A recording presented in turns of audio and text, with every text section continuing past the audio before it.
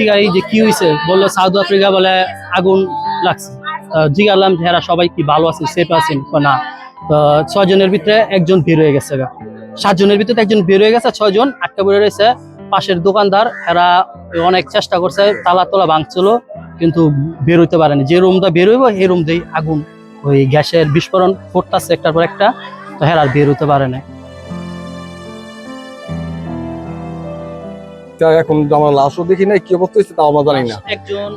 একজন বাইর করছে, ওইটা 40% পোড়া ওইটা থাকা, আর বাকিটা বাইরেছে লাশ হয়ে। আর বাকিগুলি এখনো লাশ খবর এখন আমরা দিতে পারি নাকি, আমরা বলতে পারি না এখনো।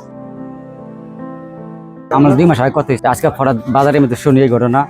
শুনে বাসায় এলাম, বাসায় ফোন দিলে ফোন রিসিভ করে না, ফোন চলে রিসিভ করে না। ছোটো ভাইয়ের কাছে ফোন দিলাম, ছোটো ভাই বলে আমি কাজপত্র করতে আইসি, যেখানে এই অফিসের মধ্যে আমি আমার বাইরে যোগাযোগ নাই। করতে পারে বাজারে গিয়ে মানুষের মুখ কানাকানি শুনি, অমুকে মারা গেছে, অমুকে মারা গেছে, আমার এলাকার 6 জন মারা গেছে। আমার এলাকাটা পুরা মনে করে আজকে মানুষ হাইতে হয়ে গেছে। কামড় হইলো কি 6 জন মানুষ মারা গেলে, আরেকজন মানে হাতও আছে।